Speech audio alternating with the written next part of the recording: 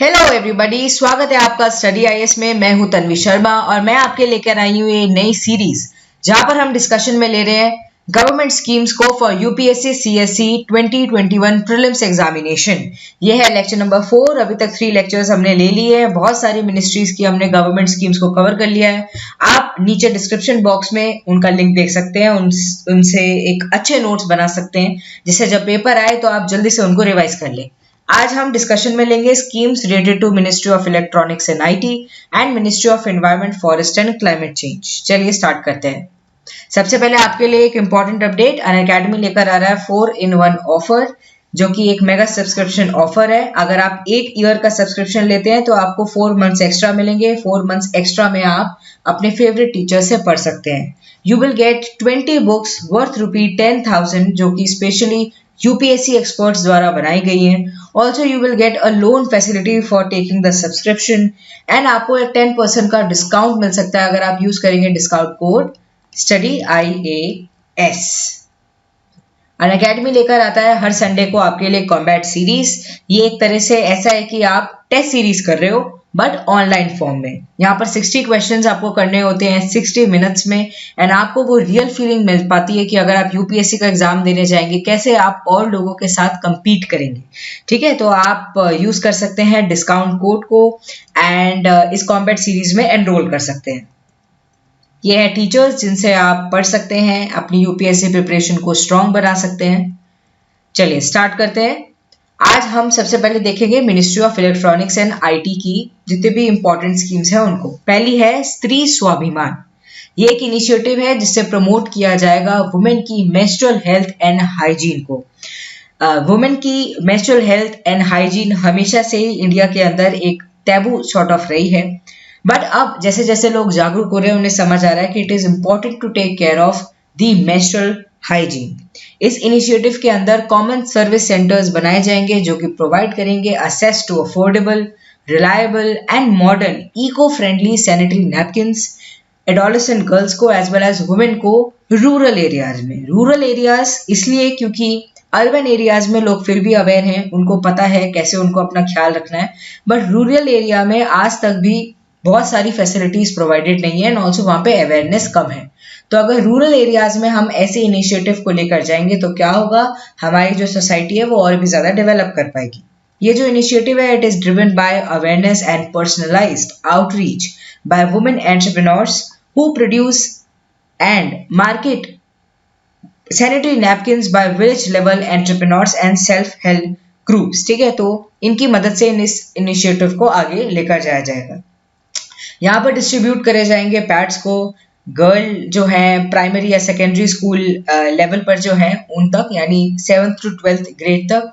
And इस initiative के अंदर semi automatic and manual sanitary napkin manufacturing units को सेटअप किया जाएगा। ठीक है, जो कि सैनिटरी नैपकिन्स को बना पाएंगे। The manufacturing unit will be operated by the women entrepreneurs, मतलब वुमेन को ही इसमें बढ़ावा दिया जा रहा है कि वो ही सामने एज एंटरप्रेन्योर्स उभर कर आए एंड ऑल्सो वही एक वुमेन दूसरे वुमेन के लिए काम आए। ठीक है, thus the scheme is conceptualized to create avenues for the rural and semi-urban women to become self-reliant। इससे क्या होगा, वो self reliant बन पाएगी, उनके अंदर कॉन्फिडेंस आएगा and healthy eco friendly lifestyle की तरफ वो आगे मूव ऑन कर पाएंगी।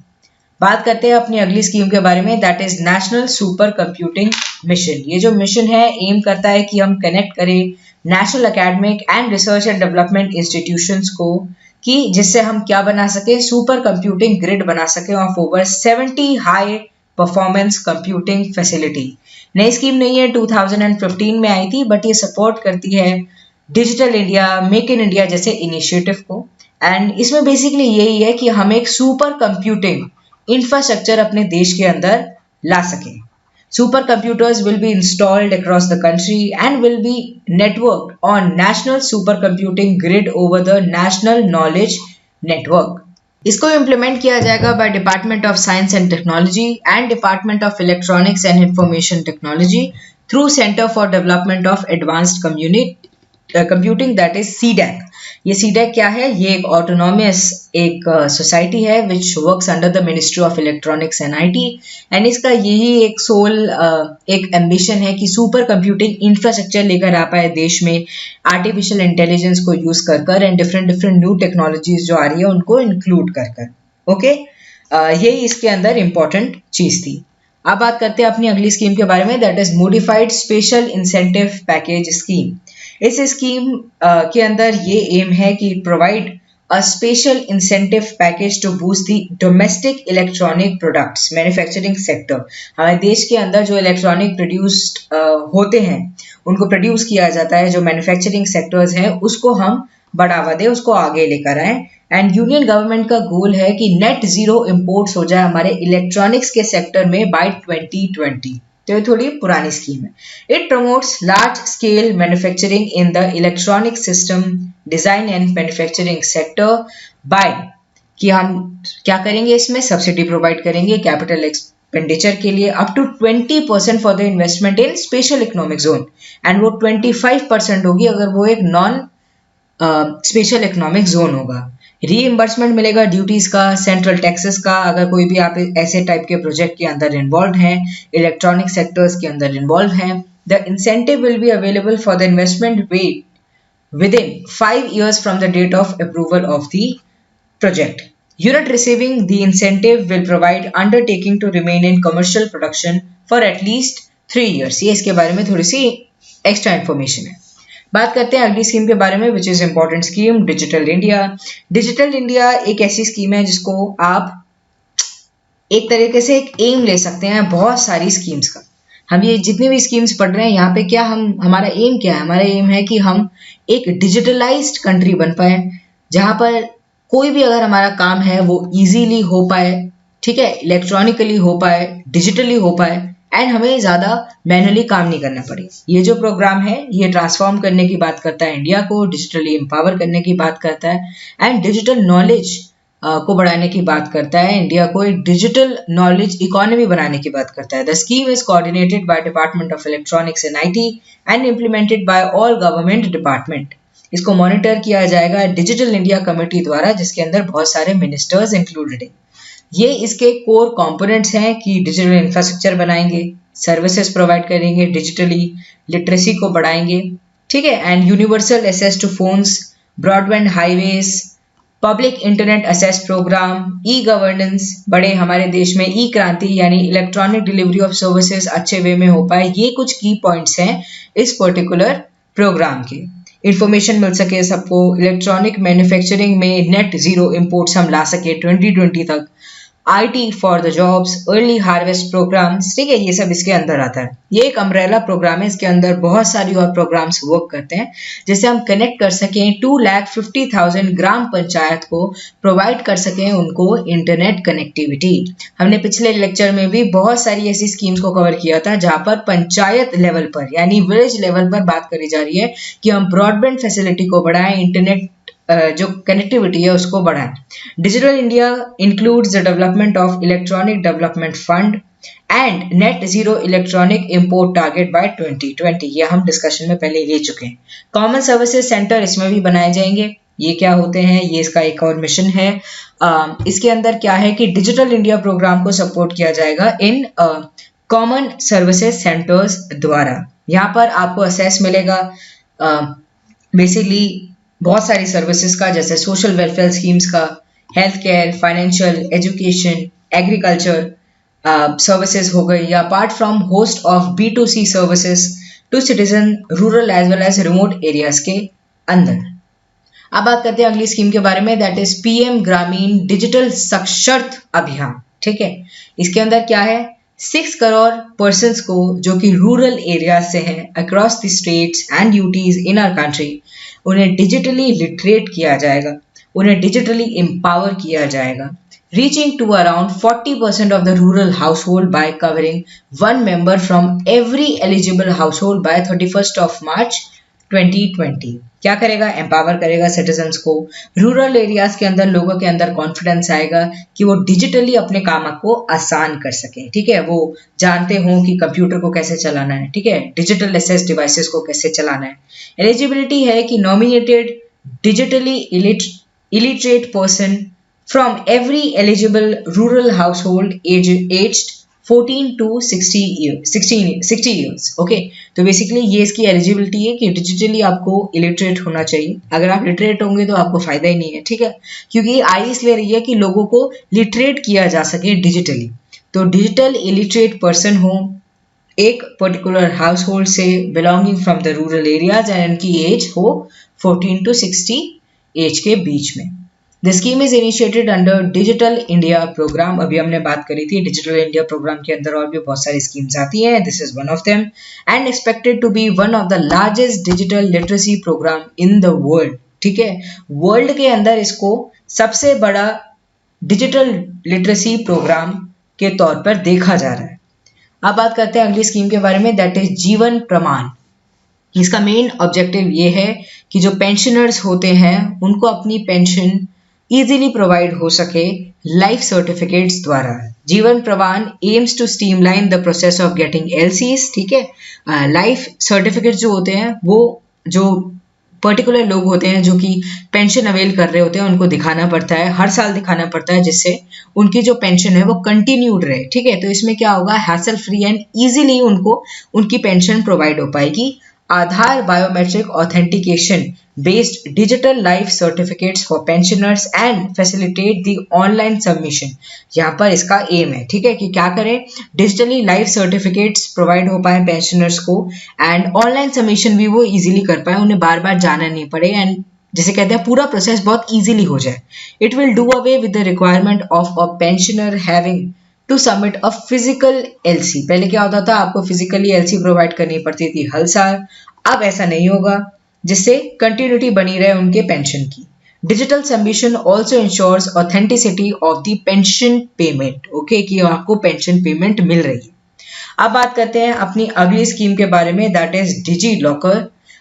It is to secure the dedicated personal electronic space for storing the documents of resident Indian citizens. हम जो इंडियन सिटीजन्स होते हैं हमारे पास कितने सारे डॉक्यूमेंट्स होते हैं.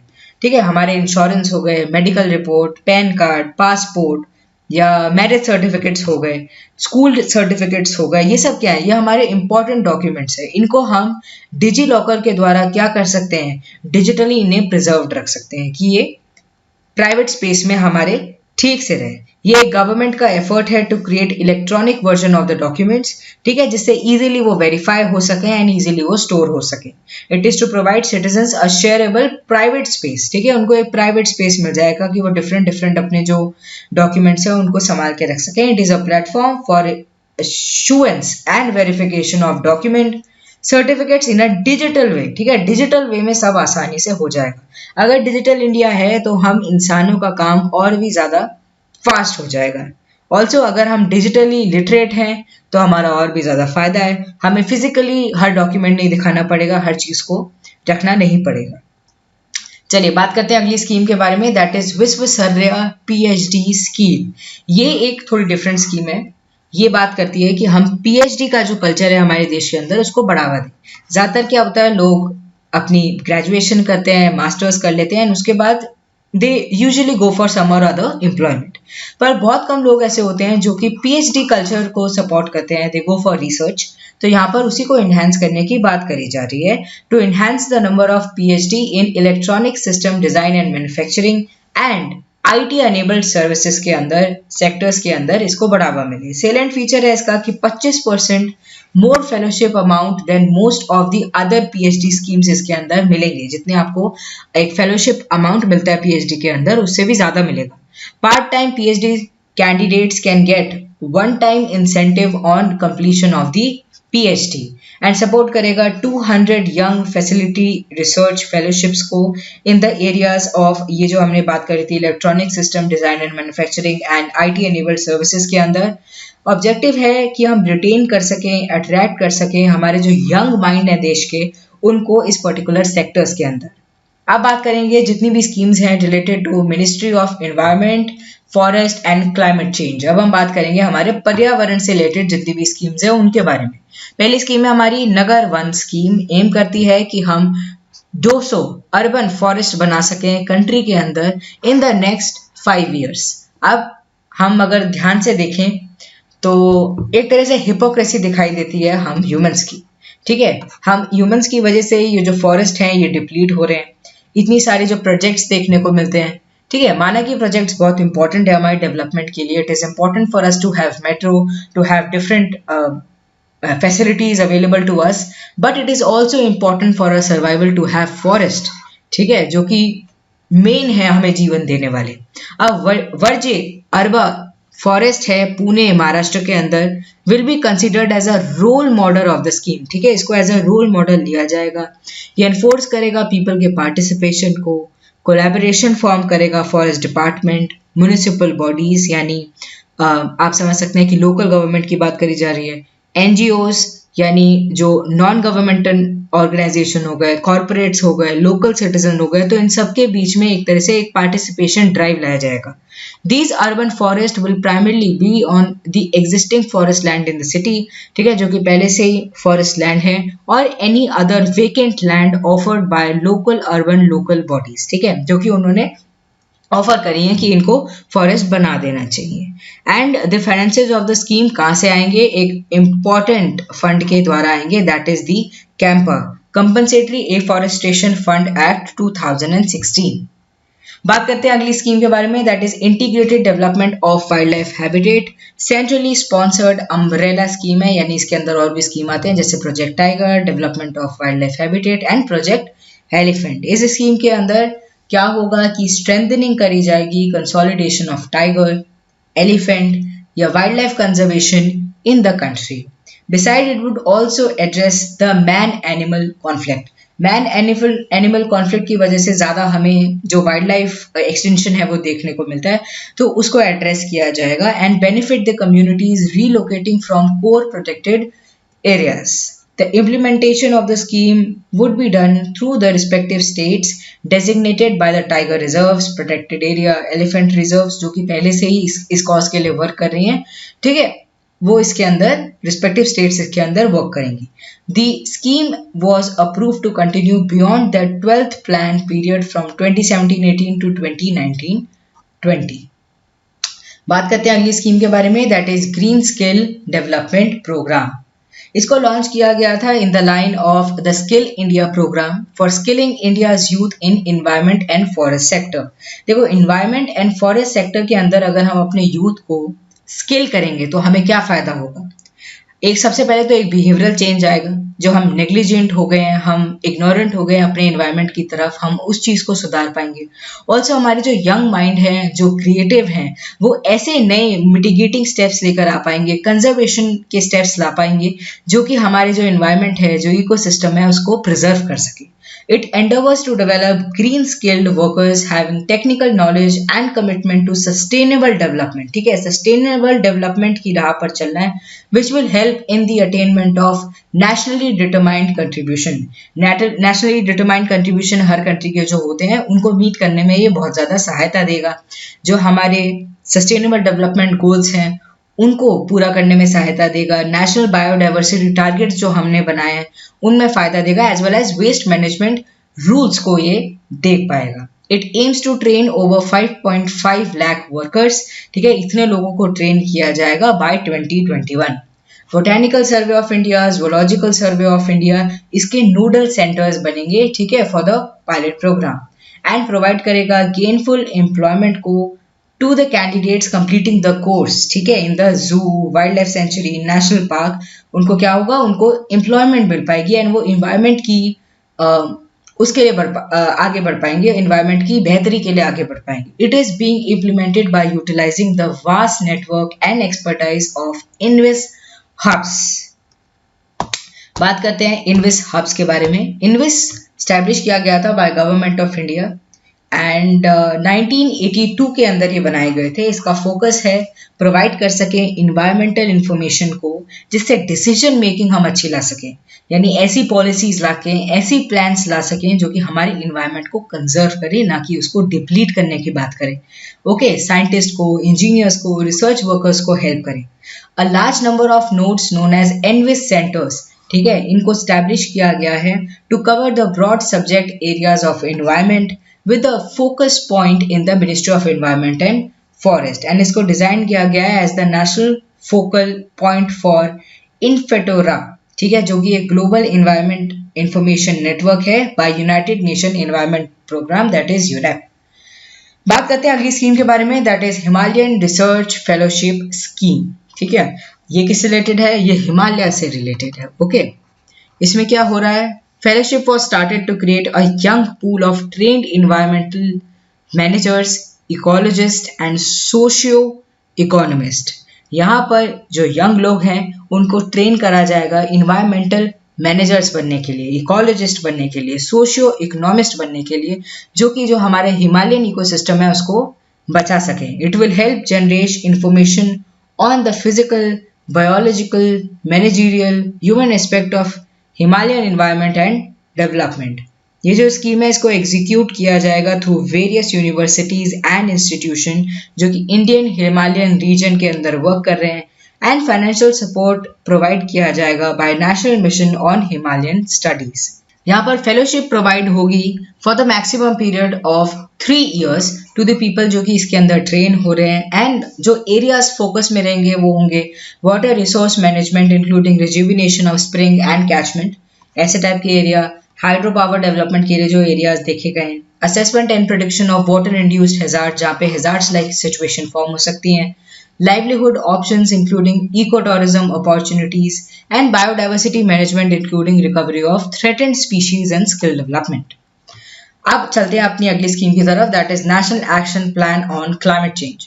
National Action plan on climate change एक कॉम्प्रिहेंसिव एक्शन प्लान है जो कि आउटलाइन करता है कि हम ऐसे स्टेप्स को लेकर आ सकें जो कि क्लाइमेट चेंज को बचा सके। ठीक है, related adaptation, mitigation while simultaneously advancing the development. हम डेवलपमेंट के ऊपर भी ध्यान देख रहे हैं पर उसके साथ साथ हम ऐसी एडेप्टेशंस को लेकर आ रहे हैं जो कि क्लाइमेट चेंज को सह सके, या ऐसे मिटिगेटिंग स्टेप्स लेकर आ रहे हैं जो भी और भी अगर कोई नुकसान होने वाला है तो उसको बचा सके। It effectively pulls together a number of government existing national plans on water, renewable energy, energy efficient agriculture. ठीक है, इन सब से रिलेटेड जो भी गवर्नमेंट पहले से ही जो स्कीम्स लेकर आ चुके हैं, जो प्रोग्राम्स लेकर आ चुके हैं, उनको ये बढ़ावा देगा। The prime minister council on climate change is in the charge of the overall implementation of the plan. Now 8 core missions of NAPCC यानी national Action plan on climate change है कि नेशनल सोलर मिशन है सबसे पहले तो, जिसका गोल है कि हम प्रोडक्शन अपनी रेस कर सकें photovoltaic to 1000 megawatt per year and a goal of deploying at least 1000 megawatt of solar thermal power generation. दूसरा है national mission for enhanced energy efficiency. तीसरा है national mission on sustainable habitat. फिर नेशनल वाटर मिशन जो कि plan करता है goal of 20% improvement in water use efficiency through pricing and other measures. National mission for sustaining the Himalayan ecosystem, हमने अभी इसके बारे में डिस्कशन में लिया था। National mission for a green India, national mission for sustainable agriculture, national mission on strategic knowledge for Climate change. चलिए आगे बढ़ते हैं अपनी अगली स्कीम की तरफ, that is national mission for green India, यानी अपने इंडिया को हरा भरा बनाने की यहाँ पर बात करी जा रही है, जिससे हम प्रोटेक्ट करें, रिस्टोर करें एंड एनहांस करें अपने फॉरेस्ट कवर को जो कि हमें नीचे आता हुआ नजर आ रहा है, कम होता हुआ नजर आ रहा है। यहाँ पे बहुत सारी चीजें लाई जाएंगी। एक चीज आपको पता होना चाहिए कि ये 2014 में स्कीम आई थी और ये आई थी under the National Action Plan for Climate Change. यहाँ पर बात करी जा रही है कि growth should be brought in the forest और the tree covered 5 million hectare and increase the quality of forest cover in another 5 million hectare of forest or non-forest land। यहाँ पे सेपरेट सब टारगेट्स भी बनाए जाएंगे जिससे हम फॉरेस्ट को, ग्रासलैंड को, इकोसिस्टम को या वेटलैंड हो, इनको प्रिजर्व कर सकें। ठीक है, उनकी क्वालिटी रेस कर सकें, इकोलॉजिकली रिस्टोर कर सकें इन फॉरेस्ट को। ठीक है, एंड यहाँ पर सिर्फ फॉरेस्ट की बात नहीं हो जा रही है। ठीक है, सिर्फ फॉरेस्ट की बात नहीं हो रही है, यहाँ पे वेटलैंड्स की भी बात हो रही है, यहाँ पे ग्रासलैंड की भी बात हो रही है। ठीक है, कि हमें ओवरऑल अपनी इकोसिस्टम को बैलेंस करना है एंड उसको इम्प्रूव करना है। ठीक है, to improve the enhance ecosystem services जैसे कार्बन सिक्वेस्ट्रेशन, ऑटोमेटिकली अगर हम फॉरेस्ट को बढ़ा देंगे तो सिक्वेस्ट्रेशन ऑफ कार्बन तो बढ़ेगा ही, storage, hydrological services, biodiversity and provisioning services जैसे fuel, fodder, timber, non timber forest produced. ठीक है, यहाँ पर इसकी बात करी जा रही है। So this was all for this video. I really hope you enjoyed it. आज हमने 2 मिनिस्ट्रीज की जितनी भी जो स्कीम्स है उनको कवर किया था. अगर आपको कोई भी डाउट है आप नीचे कमेंट सेक्शन के अंदर अपने डाउट को लिखकर हमसे पूछ सकते हैं. We will definitely help you. जाने से पहले लाइक का बटन दबाना बिल्कुल मत भूलना, बिकॉज ये वीडियो इसलिए आ रही है जिससे आपको पसंद आए एंड आपको वो हेल्प करें कि आप जिस भी एग्जाम के लिए प्रिपेयर कर रहे हैं आप उसको एस कर सकें. तो इसलिए अगर आपको इनिशिएटिव पसंद आ रहा है प्लीज़ जो लाइक बटन है उसको दबा कर जाना एंड अपने रिव्यूज़ हमें देते रहना कि आपको किस चीज़ की और रिक्वायरमेंट है, आपको कौन सा कोर्स चाहिए, हम उसको आपके लिए लेकर आते रहेंगे. This was all for this video. Thank you very much.